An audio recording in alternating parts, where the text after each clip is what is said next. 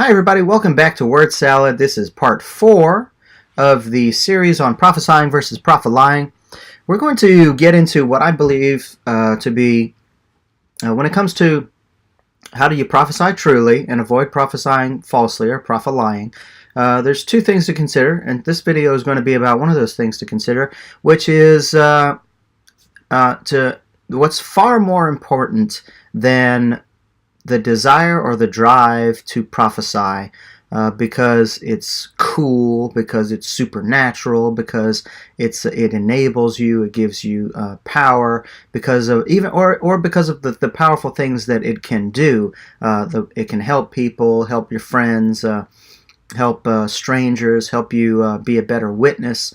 And prophesying is generally called in the Bible a good thing, and anytime someone prophesies according to the Holy Spirit, it's a good thing. But the higher priority and the highest priority in order to make sure that you always stay true to prophesying correctly instead of prophesying falsely is the simple concept of being pure in heart.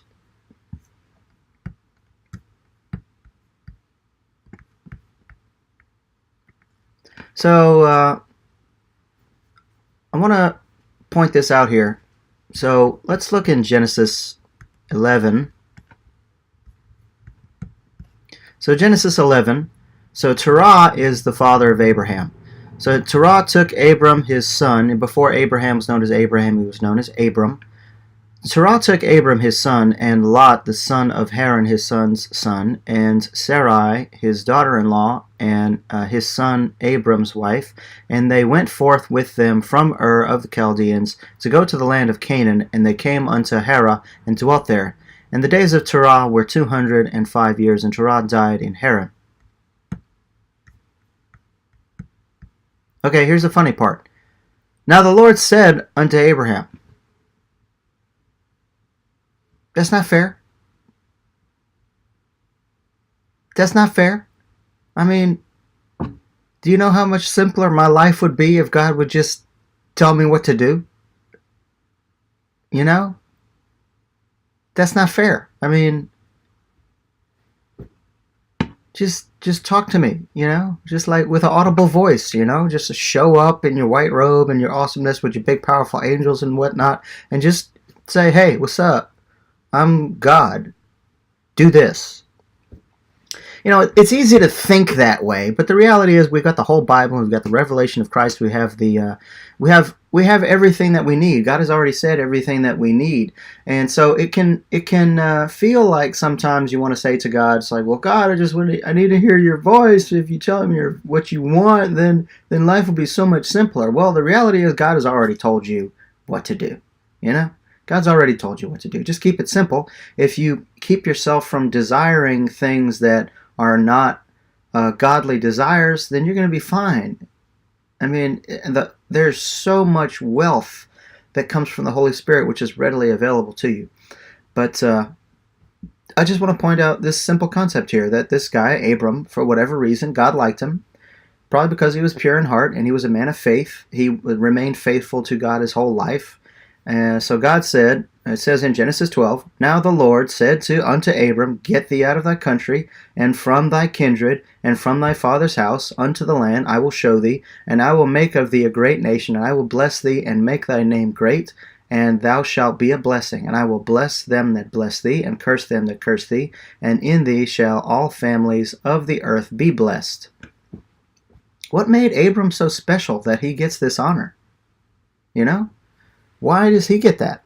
Of all the people on the planet, why him? Here's a weird concept that's it's not in there really, but I mean you have to wonder why him, not why anybody else. So one of the things I wonder is was God and is God speaking to everyone? But it's only those that act upon the voice of God that God ends up blessing? I mean, is the reality that God called many, or God called everyone in that age, was just trying to find someone who would be faithful. or was trying to find just someone who was listening. Is what it says here. Now the Lord said unto Abram. Was Abram just the only one listening? Why? Why does he get this honor? Why? Why? And I want to point out that God spoke to Noah, and the reasoning that God spoke to Noah was, it says, now Noah was a righteous man who found favor in God's sight, and he spoke to Noah and he saved Noah. So it was having that pure heart, a heart for God, that allowed God that it was, and God spoke to him.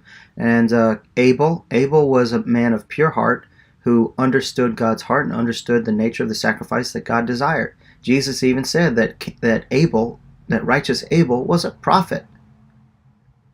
I don't recall him prophesying anything, but it says he was a prophet. And Joseph was pure in heart and remained faithful to God despite the testing that was brought upon him. God sent him a dream, and Joseph just believed in that dream with a whole pure heart. And that is, and there's many examples. And David was a person of a pure heart, just a pure, simple heart, just believing in God, and God spoke through him and did awesome things to him. So if you want to become a prophet, far more important, or the far higher priority that you should have, is to have a pure heart. Because Jesus said in the Sermon on the Mount, "Blessed are the pure in heart, for they shall see God." If you can see God, you can hear God. I'm going to throw that out there. I just made that up. If you can see God, you can hear God. If you got a pure heart, you're going to see God. You're going to hear from God. This is someone I love very much. Her name is Miss Peggy Milauson, and she was doing the homeless ministry, and it was for New Year's or Christmas or whenever it was, and they didn't have any food prepared, so she was going to go to McDonald's, and someone recommended that she get 50 hamburgers, because usually there's more people that show up on that particular holiday. And she said she felt the Holy Spirit tell her to get 75 hamburgers, and there were 75 people there exactly. Freaky, huh? Right? Freaky. But that's just what happens to people who are of a pure heart. God speaks to them. It's not about some kind of technique. It's not about some kind of great wisdom or some kind of deep spiritual insight, although I do believe those things can be, to me, those things are important, because it takes that to help me get my brain and my thinking straight. And I have to resolve certain theories that I have about theology before I can get to a place where I can have a simple and pure heart. Maybe you're not cursed with that, cursed the way I am. So,